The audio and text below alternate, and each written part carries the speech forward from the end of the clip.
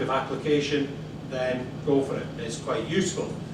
The exam I'll come back to, click it in a second. There's supporting resources, some guidance notes which probably won't go much further than what I'll have demonstrated through this evening.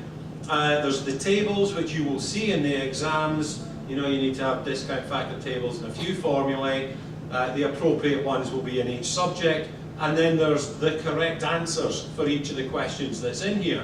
Although there's no workings for them, no explanation, justification, just what is the answer that has been programmed by the question writer. When you click on this, and it would be useful to spend a bit of time just reading this in detail, because it tells you need to create an account with Pearson VUE.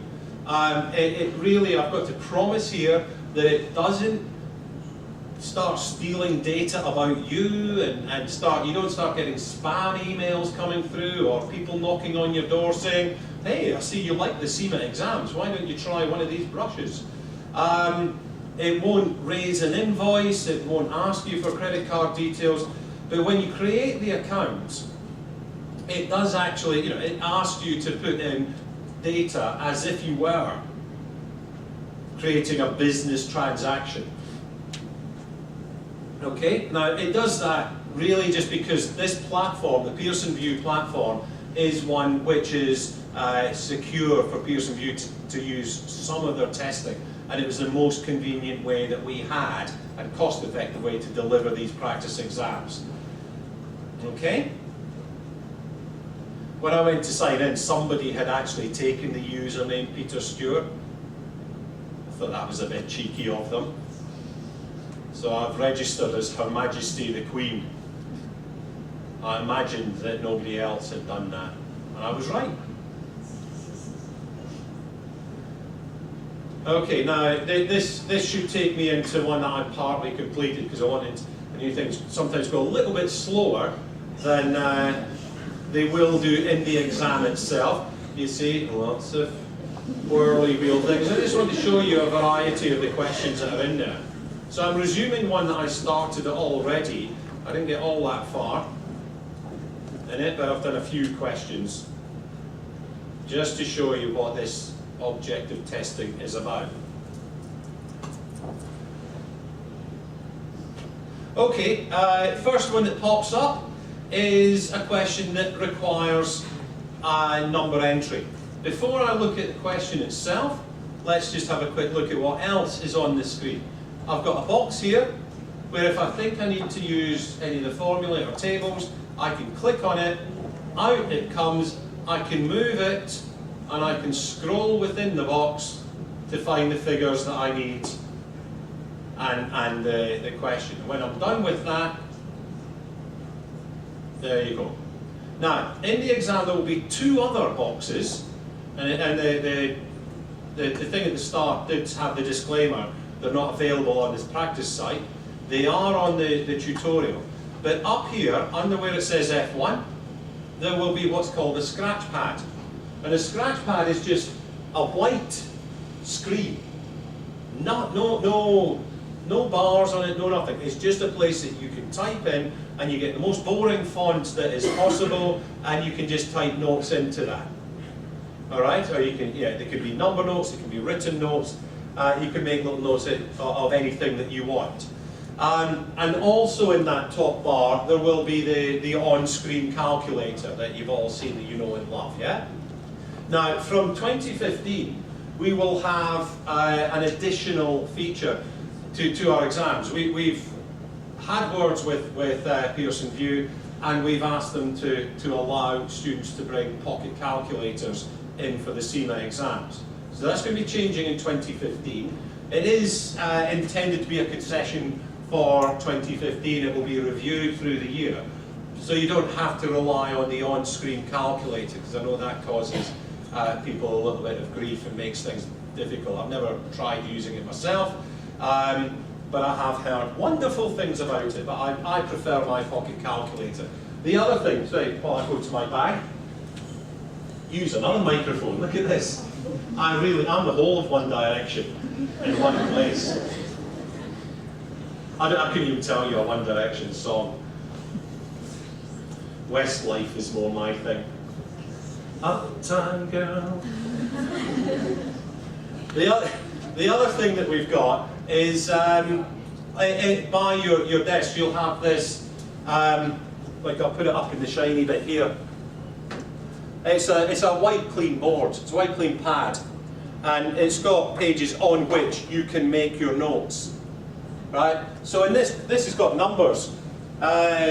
Purchase for 120,000, 10 years useful life, straight line basis depreciation, no residual value. So I can write these numbers in here and say that's 12,000 depreciation a year. Then 2 years later it was revalued to 115,000. So how much goes into the revaluation reserve? So I can work in some calculations in that. And you've seen this stuff done before, 29,000 I think, I'm not sure. Mental, isn't it? Don't know. Give it to the nearest whole number. Now, if I try to write 29,000, it won't let me. Look, there's the comma, I've entered an invalid character. So there's a little bit of a safety net here that you don't put in something that is complete nonsense. If I hit the O instead of the 0, it will tell me by sending the same message up. Alright? Now, I'll move on to another one. This will take a little while on the way through. And say this is a paper or subject, sorry, at operational level, F1. And you will see when you look at it a number of multiple choice questions. Alright?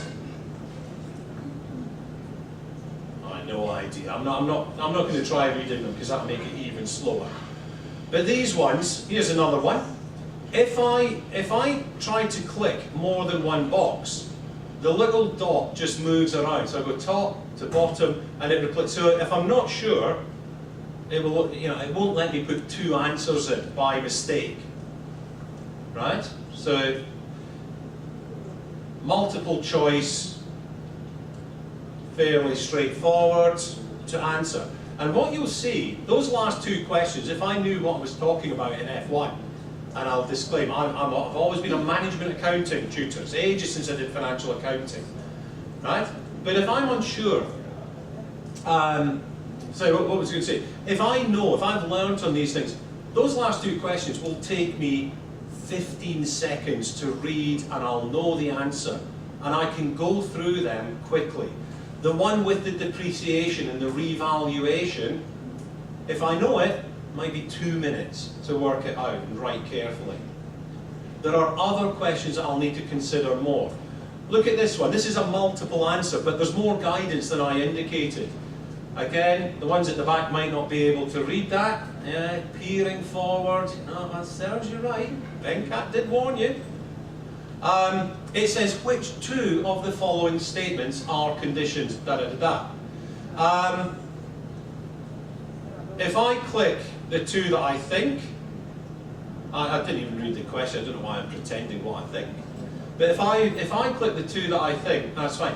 If I haven't read the question carefully, or I accidentally, as I just did a moment ago, click another box, up comes the warning, you have reached the maximum number of entries. Okay, so let's check this again. Let's start over again. Oh, I didn't mean to click that. I meant to click this. Yeah? So again, I can do that. Another thing, if time allows, I will demonstrate this, what happens. But if I leave it with only one box clicked, so question number 17 only has one box clicked, it allows me to move on. And that answer is not going to earn a mark just now. Right? But the exam will remind me at the end that that's the case. It's kept a log. That question has been marked as being incomplete. Right? Let me just click through a few more. Show you something else that's in here. Right, here's one. I do a calculation, so I get my board out. Now, in the exam, I wouldn't do this straight away, because I carry on clicking next until I've got all the very straightforward ones to do. So I do that, then I come back and look at this question in more detail. I get my whiteboard, I do the calculations. If I'm uncomfortable with that answer, if I thought, bit rushed, but let's move on, I can just go up to the top right hand of the screen here, and I can click that button that says flag.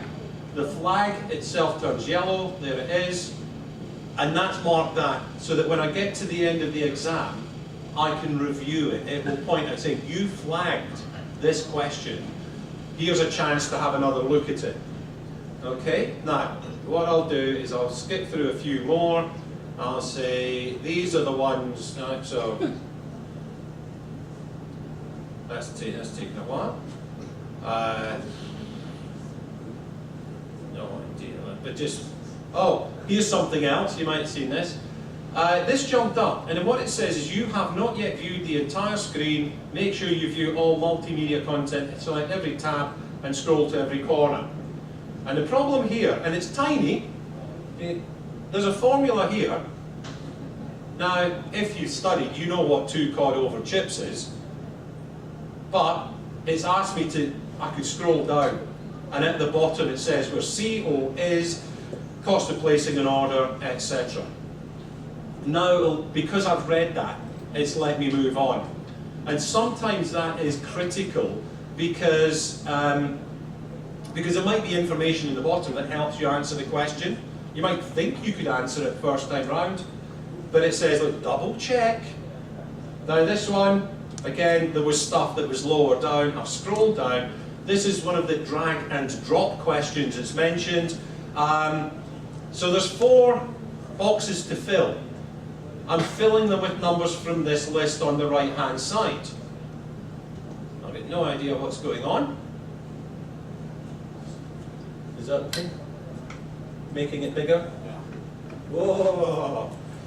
Now notice, if you can, while Michael wobbles it, that each time I take a number out of the box with numbers, it stays behind, so I can reuse it.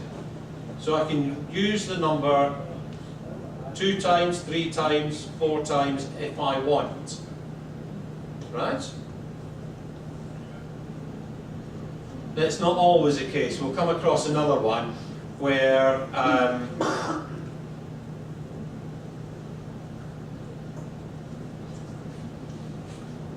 so I'm clicking through these. That looks like it's one that you would either know or you don't. So you can move on. Which 3? I'll just click 3 so that I can move on. Can't remember the number that I need to get to. Which 3? 1, 2, 3.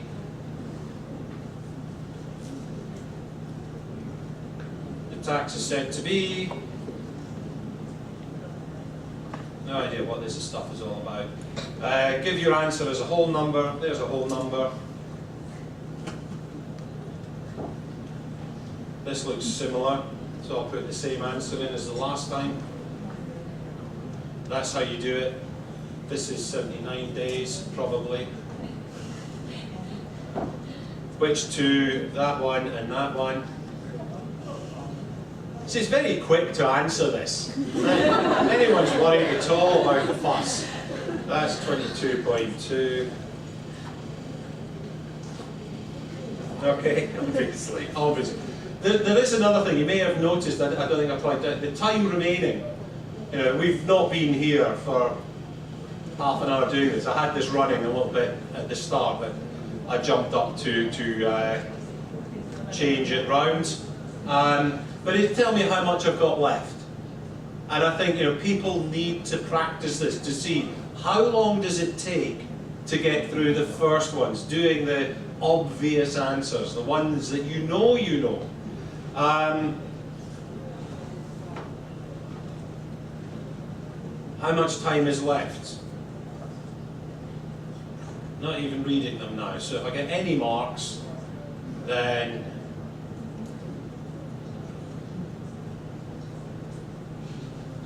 it'll be amazing. those two. Is it 2? It says give 2. All I can see is the capital letters of 2. So what do I say? There is another style of question that's coming up, which I'm going to take a look at. 20,000. Well, pay no tax, that would be even better. Okay, so this is, you'd see this in all the operational. If you then went to look at the management level and then strategic, you would see that the blend changes towards tougher questions. Not because the content, the syllabus content is harder. As I said, a lot of things have moved from management to operational and operational to management. We're not saying that that makes it harder or easier because we've moved it. It's just appropriate at that level. All right? Now here's another one. This one, I'll read it out at the bottom. It says the accounting profit of 125,000 up at the top there has been correctly calculated. There are 2 errors of principle within the income tax computation that need to be calculated to arrive at the correct taxable profit. So you need to know what an error of principle is. Click on the numerical cells in which there is an error. Remember I said there's hot spot questions. This is one. So I go through, and if I knew my stuff, again, it's not asked me to calculate anything, but I know that entertaining shouldn't be in that calculation. And I know that balancing allowances shouldn't be in that calculation, right? And if I try to click something else, it does the same as before. I'm looking for 2. So, you know, I can move them around. They don't have to be anywhere. And so that will select that. That will tell that I've done this correctly. Doesn't matter where the X's are. So that one could be over here. It's in the numerical cell. So I'll get a correct mark for that one. I'll go for the long one. Good way to choose a question. Always is looking for 2 as well. Oh, stop trying to guess. I'm trying to do educated guesses. Germany. Don't even know what the question was. Right, now, I'm doing this because I just want to show what happens when we get to the end. Because the screen changes when we get to 60. Oh, that's that. That's that. That's that. That's that. That's that.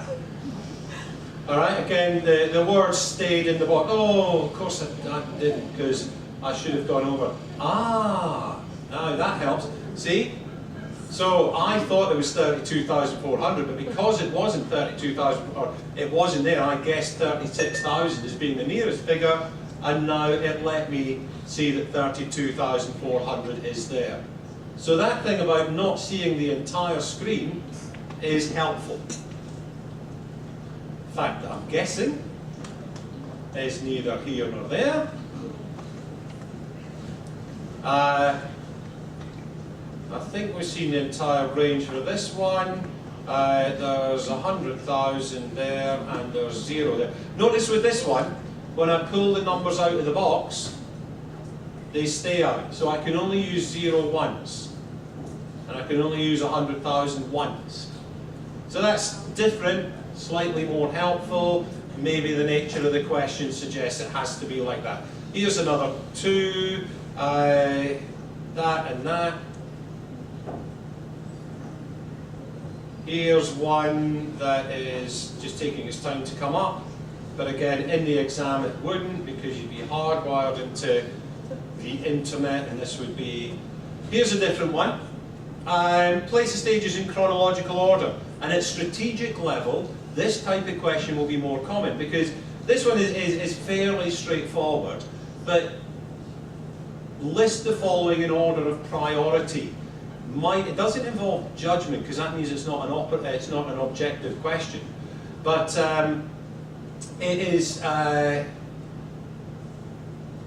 it's a good way to test prioritization and evaluation.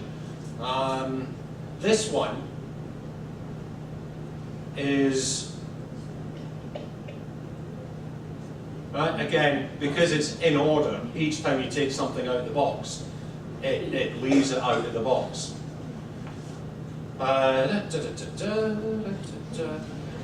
I'll just carry on singing. uptown girl.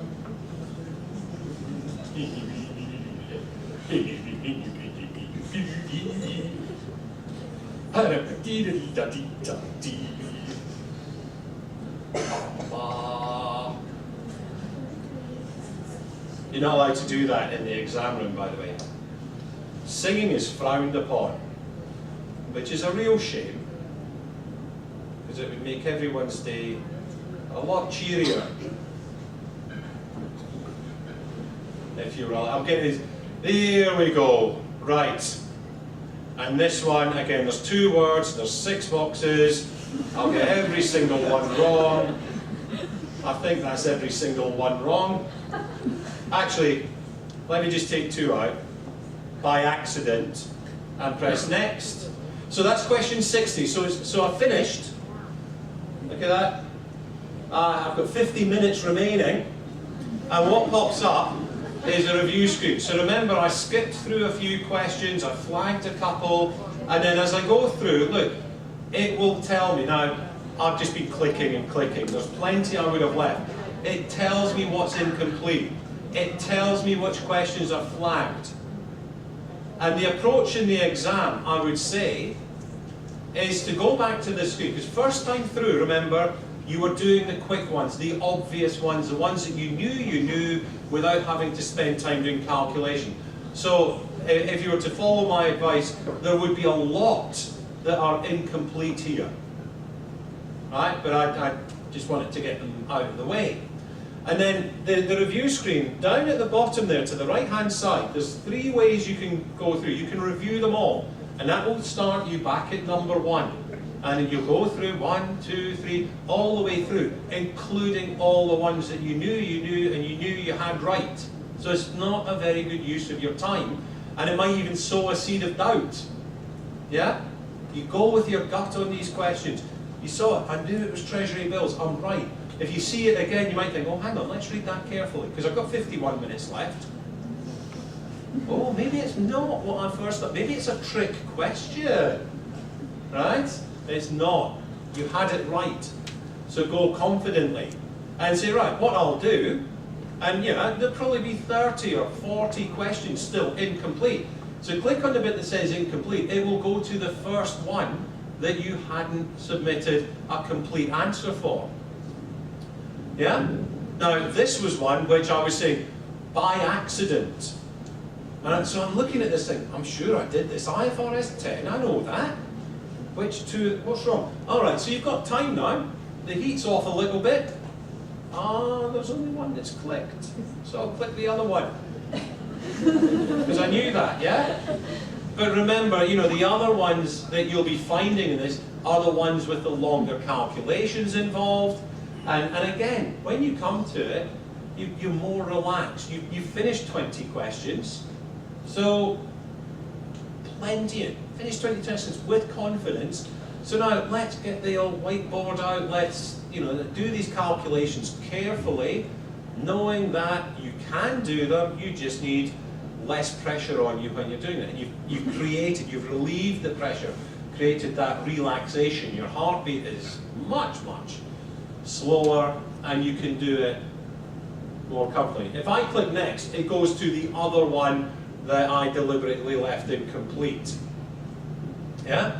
So I can do that. I'm at question 60, so there's either next or review screen. They'll both do the same thing. They'll take me back to the review screen. And now, obviously that will have taken me a good half hour or whatever with the remaining ones, maybe 40 minutes, and everything is complete. I'll put an answer in against everything. But there should be some flagged questions. Let me just flag another one up here. Oh, I've made a mistake. So I've clicked something wrong. And it's taking its time. Okay, so let's say that was flagged. I can go through, double check my workings. That should be 334. No idea. All right. I could work it out, all right? I'm good at this. I could work it out if I wanted to. All right, and then just run down. And again, I can click on the thing at the bottom right corner that says review flag. These are the ones where I've done a calculation or I've done something and I knew that if I had enough time, I would go back and double check it. And that's what I'm going to do here. So it's 47 minutes remaining. Even if that, realistically, by the time I'm looking at flagged it, it'll be 10, 15 minutes remaining. But I've got an answer. I thought it was right first time through. So if the clock went to 0 right now, that answer would be submitted. I think I'm okay with that. I don't mind. But I'll just go through it and I'll double check it. Trade receivables.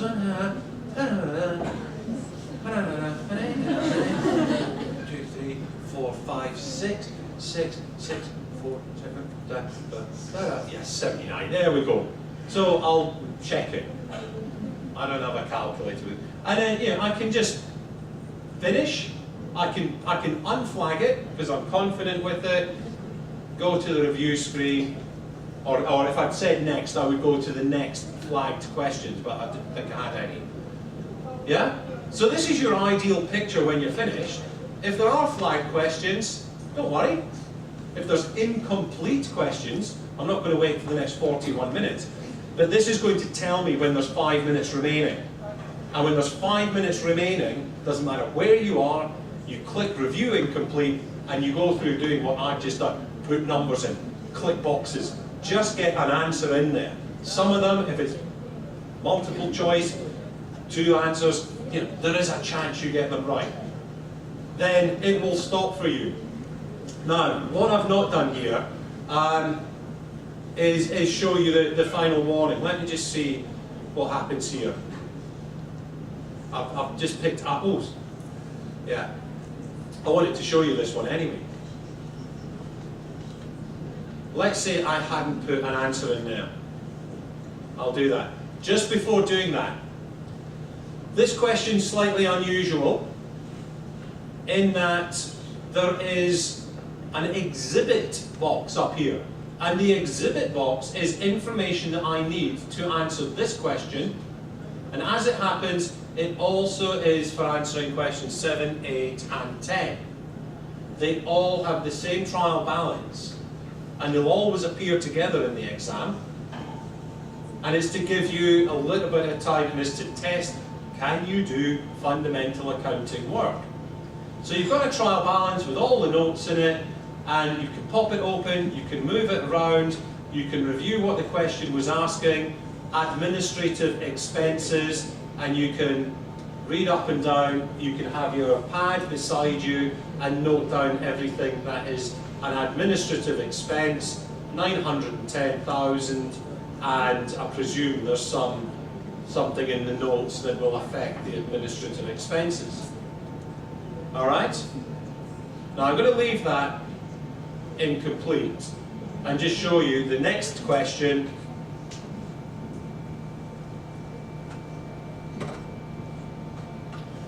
Right? And that's another one that was similar in that to be able to answer this question, I need to pop open the trial balance, and I can work from that with my pad. Yeah? So there'll be a few questions like that. There's more in the financial pillar than there is in the other topics. Okay? Now, what I did, I took the answer off number 9, and let me just show you what happens if right, so there's an incomplete question, number 9. I want to end the exam. Warning, you have chosen to end the current review, but have one incomplete question. If you click yes, you will not be able to return to this review and your exam will end. Are you sure you want to end this review and your exam? Of course, you don't. There's plenty of time left. So you go to click no, but oh, you slip and you click yes.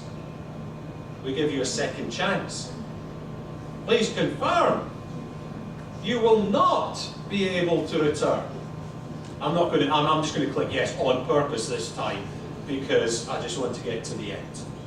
Right? Because I'm not doing this as a real exam. Okay, so I click that, I end the exam, I've chosen to end the exam, I've answered 59 questions, that should be okay, don't you think? When you saw my exam technique. What do you think? Higher than 20%, lower than 20%? Got 92% this morning. I cheated. Right, and this is what you'll receive. It's very similar to a certificate. Yeah, you have all your personal detail, you'll have the grade that says passed or failed.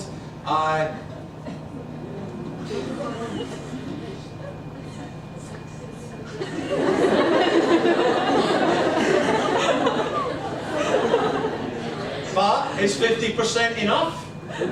No, I'm not competent. I'm pretty good. Regulatory environment. Look at that. If you want somebody to look after your regulatory environment, that's me. But I am not a competent, well-rounded financial reporting and taxation person. And if I'm going to retake this exam, I need to work on everything, but particularly. And if I had the syllabus document open for you to see, you would see that this syllabus area B is 45% of the syllabus. 45% of the questions in that test, 60 questions, so it's 27 questions, are on this area. It's hugely important. I've got a lot of work to do to get up to speed. Management of working capital, I can't remember the weighting. You know, the regulatory environment is 10% of the syllabus.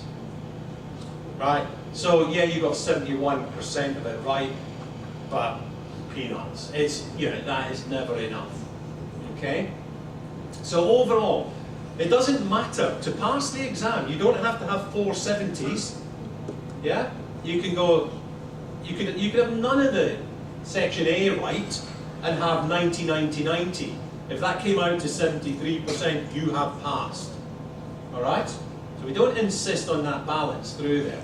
So there's no point in me being an expert in the regulatory environment and guessing questions in that. Alright? But this will be useful for anyone, whether you've passed or failed. If you failed, it's a clear indication of where you improve.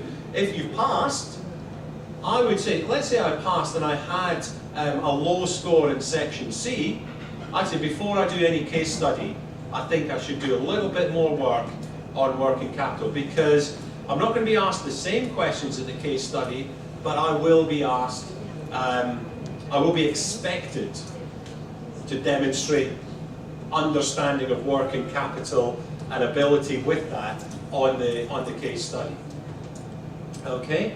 Now, let's have a look at a case study.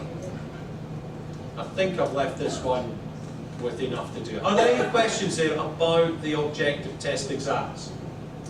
You can, at any point you like, go in. You don't have to be registered with CIMA or nothing to do this. Of course you all are. But you can go in and you can do these practice exams whenever. You don't have to commit it to do the real exam. See if you can beat 50%. Alright? There's a challenge for you. You're going to try, and in the E1 you've got to beat 53%.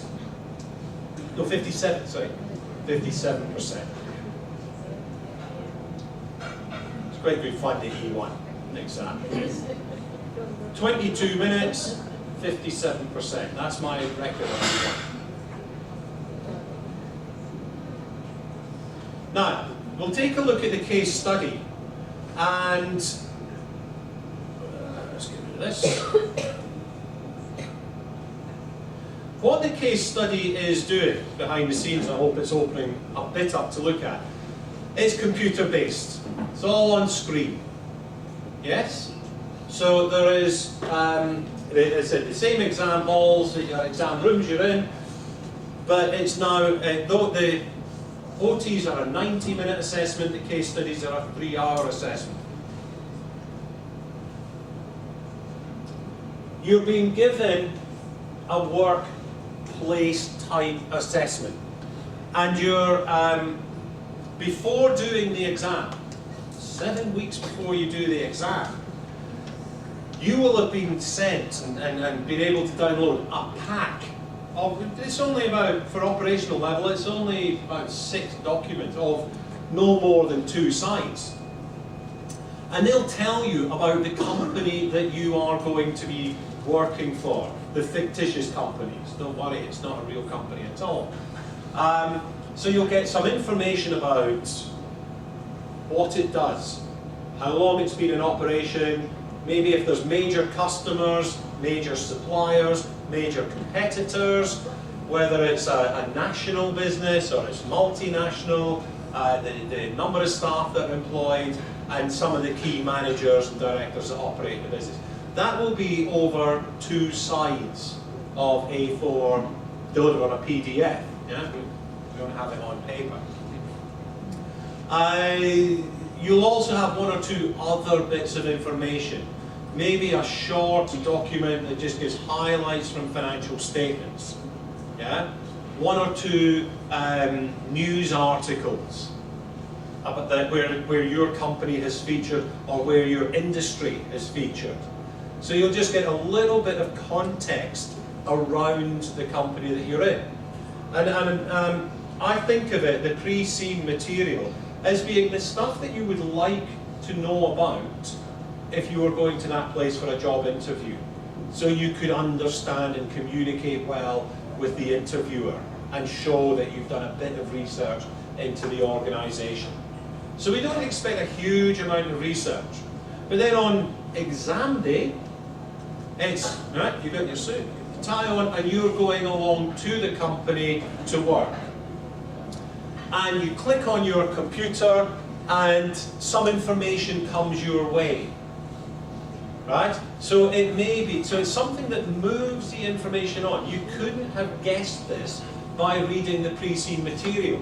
So it says, here's new information, our major supplier has been reported in the newspaper as being in financial difficulty.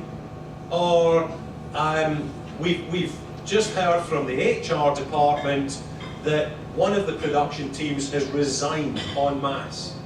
Yeah, so there's something that's happened. We couldn't have guessed it ahead of time. All right? So this is something which triggers work for the management accountant. And then, having received the information, you are set a task by, presumably, your boss. Yeah? And again, that task doesn't look like a normal exam question. It looks like a communication from your boss, whether it's an email or they'll have quote marks and say, your boss popped her head round the office door and said, look, I've got a meeting in an hour's time and I would like you to brief me on this issue. Okay? This issue, that issue, the other issue. And my meeting's in an hour's time and I would like to have that briefing note in 15 minutes so I can review it and think about it before the meeting. So you've got a deadline.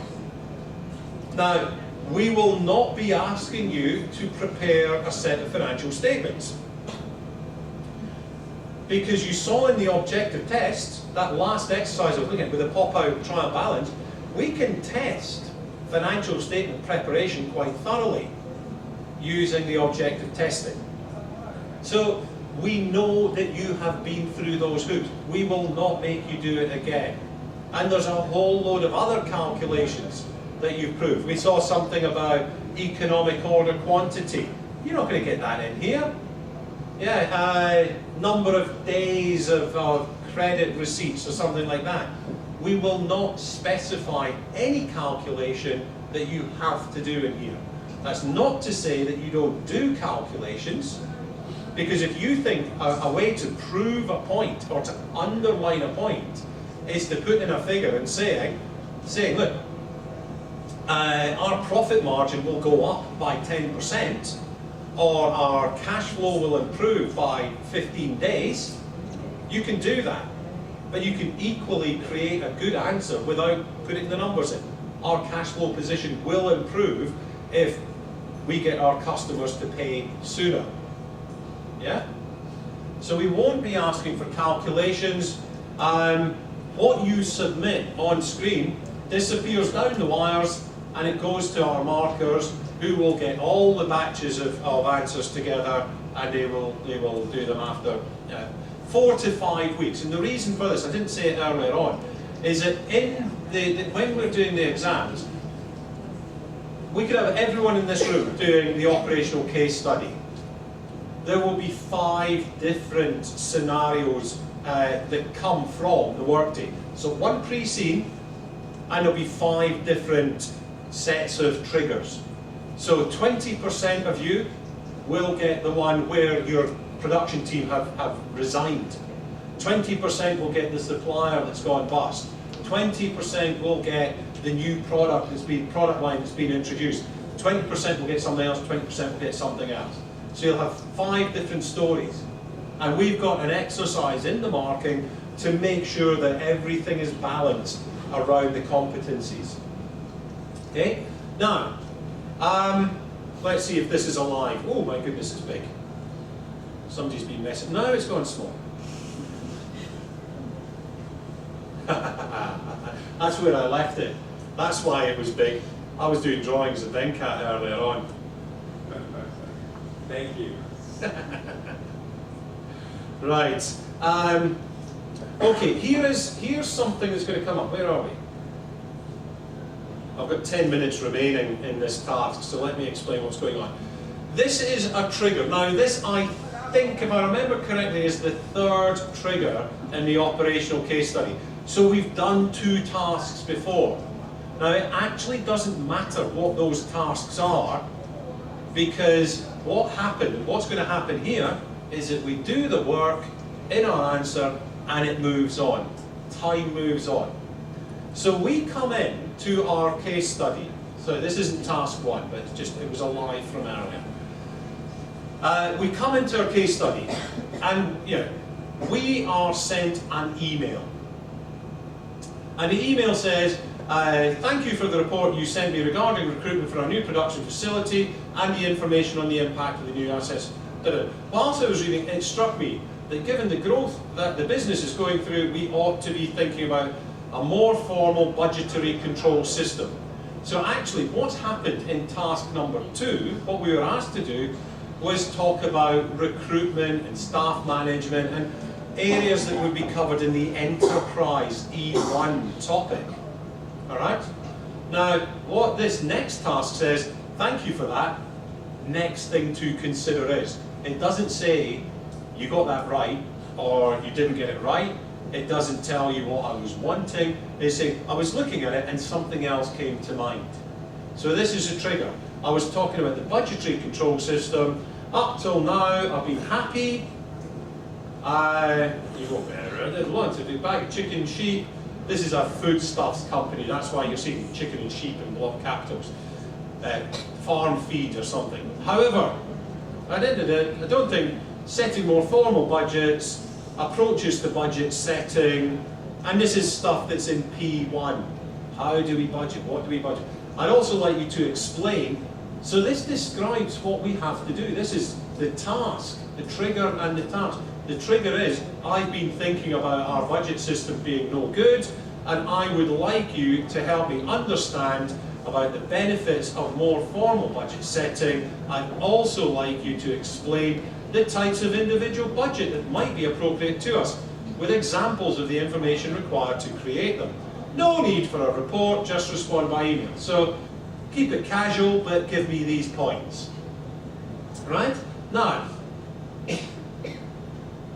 in the screen, as well as this email, I've got, well, the tables are the same tables that we had before, but I've got this pre-scene. And I'm going to be able to dip in and find all the forms, all those papers that I mentioned about the company. Its general background, sales and customer history, purchases and supplier information, and who works for me. And the magazine articles and the financial statement summaries, I can go in and I can find them all. Yeah? So I had it for 7 weeks before the exam. I don't have to learn it off by heart before the exam. I just need to be familiar what is in there before the exam. So that in the exam, I can look back and say, if there is anything about these products that I want to talk about, if there's anything about the budget approach, I'm able to refer to it. Okay? So So the pre-scene is always available, as is my writing pad, as is my scratch, as is my calculator. Yeah, so exactly the same stuff. But this pre-scene, there will be more than you see in the practice exam. Yeah? And you respond by email.